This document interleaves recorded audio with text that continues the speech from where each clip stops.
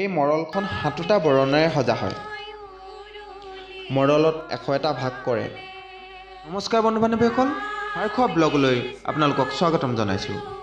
আজি আপোনালোকক দেখুৱাম আহোমৰ পৰম্পৰাৰ এক অবিচ্ছেদ্য অংগ চকলং, অৰ্থাৎ এক বৈবাহিক প্ৰথা। টাই ভাষাত চকলং মানে হৈছে এক বিবাহ প্ৰথা, অৰ্থাৎ বিয়া। এই বিয়া আহোমসকলৰ বিশেষ বৈশিষ্ট্যপূৰ্ণ এক বৈবাহিক প্ৰথা, য'ত আহোম পুৰোহিত, শাস্ত্ৰ আৰু টাই ভাষাৰ মাধ্যমেৰে অনুষ্ঠিত হয়। বিয়াৰ আগৰ দিনকেইটাতো অৱশ্যে কেইবাটাও অনুষ্ঠান পাৰ হৈ যায়। এই ক্ষেত্ৰত কিন্তু দৰা ঘৰতকৈ কইনা ঘৰৰ মানুহ অধিক মান কৰা হয়। কাৰোবাৰ ঘৰৰ চকুত লগা ছোৱালী দেখিলে বা দৰা কইনাৰ মনৰ মিল হ'লে কইনা ঘৰৰ মানুহক খা খবৰ দি এটা নিৰ্ধাৰিত দিনত শোধনি ভাৰ পেলায়। কইনা ঘৰলৈ যাওঁতে দৰাঘৰীয়া মানুহে হাঁহ, পাৰ, তামোল পাণ, চাউল পাতি আদিকে কৰি জা জলপানৰ ভাৰ এখন লৈ যায়। ইয়াকে শোধনি ভাৰ বোলে। উচিত মান সৎকাৰ কৰাৰ পাছত সকলোৰে আগত ছোৱালীক খোজা বহা কৰা হয়। কইনা ঘৰৰ মানুহে মাননি এটা লৈ ল'ৰাৰ বংশ মৰ্যাদা আদিত কোনো আঁসোৱাহ নাপালে এটা নিৰ্ধাৰিত দিনত ল'ৰাৰ ঘৰ চাবলৈ কথা দিয়ে আৰু সেই মৰ্মে দৰা ঘৰ চাবলৈ যায়। সেইদিনা দৰাঘৰীয়া মানুহে কইনাঘৰীয়া মানুহক হাঁহ, পাৰ মাৰি মাছে মঙহেৰে সোধ-পোছ কৰে। ইয়াকে ঘৰ চাৱনি বোলে। ঘৰ চাৱনি খোৱাৰ দিনাই বিয়া বন্দোবস্ত খাটাং কৰা হয় আৰু বিয়াৰ বাবে এটা নিৰ্দিষ্ট দিন স্থিৰ কৰা হয়। এইদৰে দিন স্থিৰ হ'লে বিয়াৰ আগদিনা বিয়াৰ দিনা কইনাই পিন্ধিবলৈ এযোৰ উৎকৃষ্ট পোছাক আৰু লগতে যাৱতীয় সমলেৰে অলংকাৰ দিয়ে। ইয়াকে জোৰোণ দিয়া বোলে।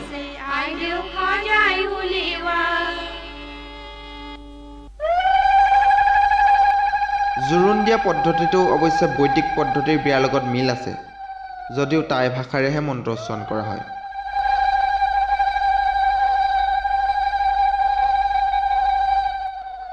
জোৰোণৰ পৰা কইনা সম্পাদনালৈকে টেকেলি দিয়া, দেওবান কৰা, মূৰত তেল দিয়া, গাঠিয়ন খুন্দা, দিয়ন দিয়া, ৰিক্ষণ কৰা, আপটাং কৰা আদি ভালেমান অনুষ্ঠান কৰিব লাগে।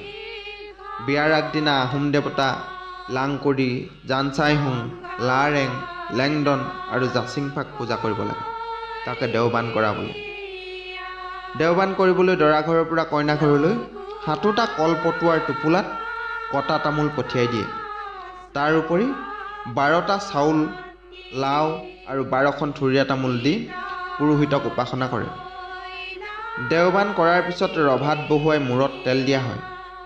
দেওবানৰ আগদিনা আহোম পুৰোহিতে এখন জাকৈ, তামোল পাণ, কণী আৰু চাউল লৈ এখন নৈ, বিল বা পুখুৰীত খাওখাম দেৱতাক পূজা কৰে, অৰ্থাৎ বৰুণ দেৱতাক পূজা কৰে। পূজাৰ অন্তত 3 খেও জাকৈ মাৰে। মাছ উঠিলে সেই মাছ আনি পাছদিনা কাউৰী মাটিত নৌ পৰোঁতেই দোকমোকালিতে, অৰ্থাৎ সেই মাছ ৰান্ধি দৰা বা কইনাক নামমাত্ৰ খুওৱা হয়। তাকে ৰিক্ষণ কৰা বা আৰি তোলা বোলে। এইদৰে সকলো বিপদ আপদৰ পৰা ৰক্ষা পাবলৈ আপটাং সৰ্বৌষধি মিশ্ৰিত পানীকটা মন্ত্ৰৰে জৰা পানীৰে গা ধুৱায়।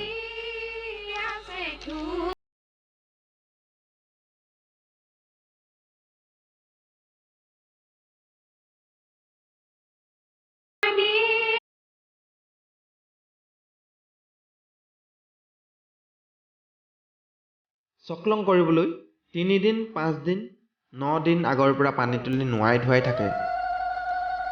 গা ধুৱাওঁতে পানীত বজ্ৰ কুঠাৰ, বজ্ৰশীল, বাঘদাঁত, বৰা গাহৰিৰ দাঁত, বানহুং, বানকালুক, পানীকাইট, গৰুকণীয়া, 3মূৰীয়া, কেঁচুমতা, কলীয়া হালধি, সোণ বৰিয়াল, টাংলতি, চিংকৰা ফুল, উধান মাটি আৰু অষ্টধাতু, হৰিণাৰ শিং আৰু যুঁজত ভগা ম'হৰ শিং মিহলাই দিয়ে। পানী কাটি গা ধুৱাওঁতেও এখন চালনীৰ ওপৰত উঠি এটা সৰু কুকুৰা পোৱালি ভৰিৰে গৰকি ধৰি ডালে পাতে ভৰপূৰ হৈ থকা গছ এজোপালৈ চাই মূৰত পানী ঢালে আৰু এই গা ধোৱাৰ শেষত গাত থকা বস্ত্ৰ খহাই নতুন বস্ত্ৰ পিন্ধে। হাতত কাঁচি এখন লৈ পাছ হুহুকি